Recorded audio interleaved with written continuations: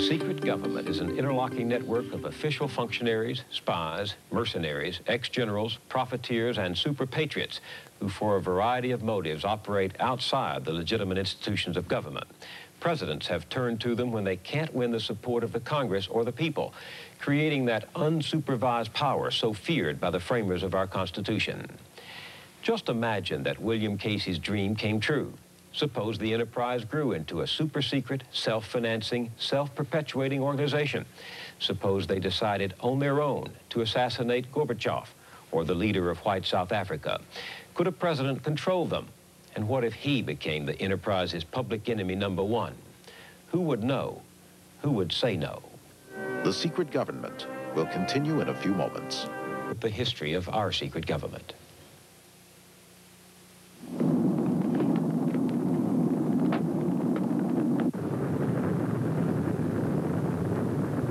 World War II was over. Europe lay devastated. The United States emerged as the most powerful nation on earth. But from the rubble rose a strange new world, a peace that was not peace, and a war that was not war. We saw it emerging when the Soviets occupied Eastern Europe. The Cold War had begun. An iron curtain has descended across the continent. Behind that line lie all the capitals of the ancient states of Central and Eastern Europe. The Russians had been our ally against the Nazis, an expedient alliance for the sake of war. Now they were our enemy. To fight them, we turned to some of the very men who had inflicted on humanity the horrors of Hitler's madness. We hired Nazis as American spies. We struck a secret bargain with the devil. One that I know real well is Klaus Barbie. He was wanted by the French as their #1 war criminal. And somehow we employed a man like that as a very secretive informant. Erhard Dabringhaus was employed in the U.S. Army Counterintelligence Corps and assigned to work with Nazi informants spying on the Russians. One of them was Klaus Barbie, the Butcher of Lyon, who had tortured and murdered thousands of Jews and resistance fighters. The Americans did not turn Barbie over to the French when they finished with him. They helped him escape to Bolivia. Other top Nazis were smuggled into the United States to cooperate in the war against the new enemy. So began the morality of the Cold War.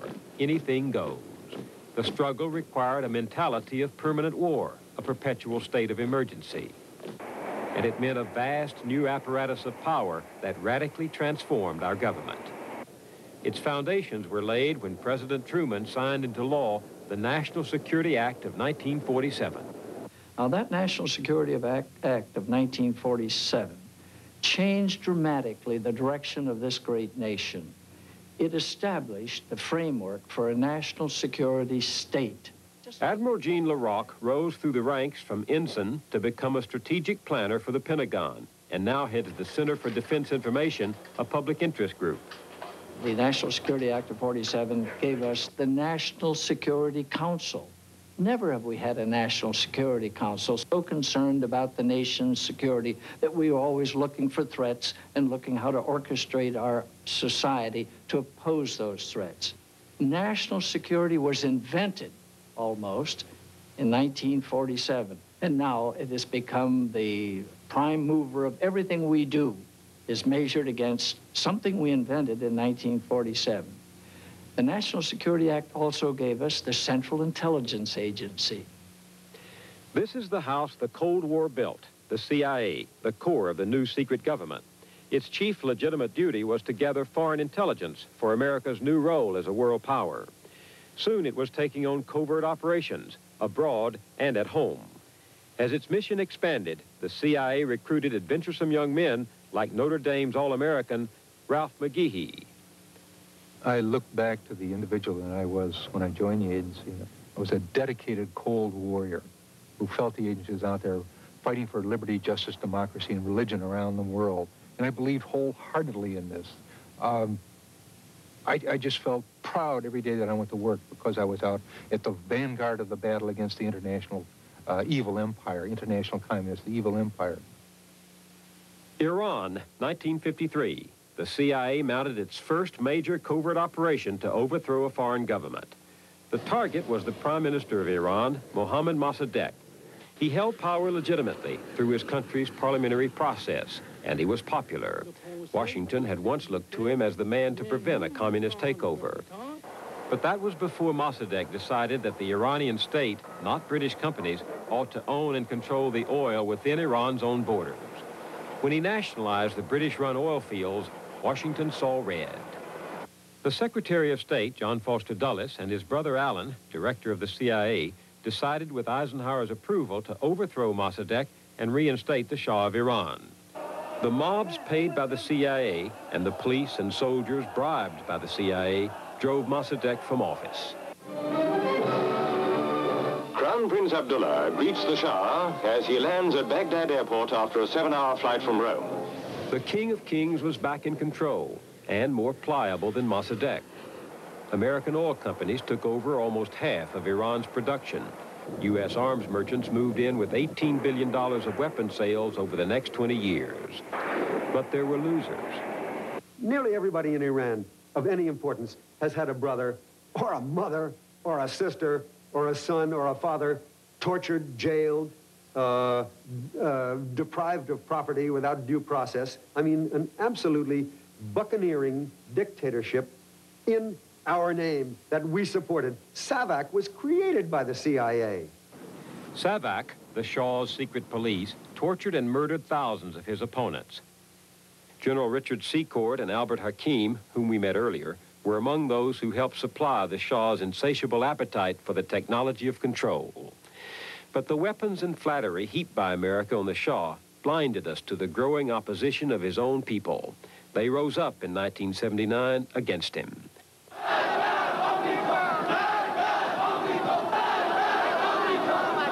Death to the Shah, they shouted. Death to the American Satan. Khomeini is a direct consequence, and the hostage crisis is a direct consequence, and the resurgence of the Shia is a direct consequence of the CIA's overthrow of Mossadegh in 1953. Guatemala, 1954.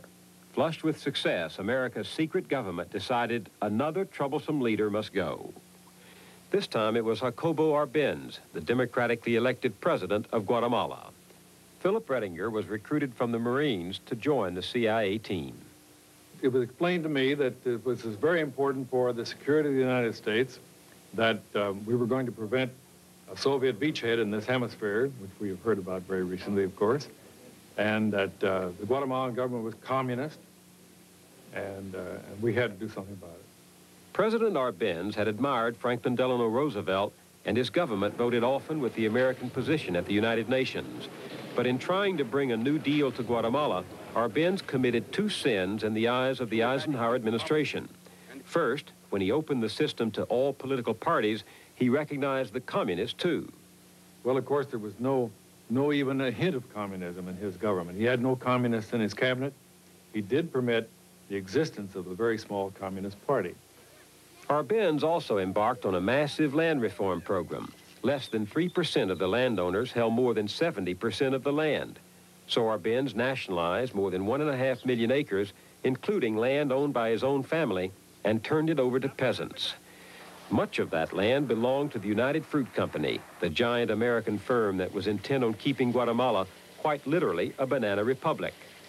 United Fruit appealed to its close friends in Washington, including the Dulles brothers, who said that Arbenz was openly playing the communist game. He had to go. This was sudden death for him. I mean, there was no chance of him winning this fight because of the fact that he had done this to the United Fruit Company, plus the fact that he was overthrowing the hegemony or hegemony of the United States over this area. And this was dangerous. It could not be tolerated. We couldn't tolerate this.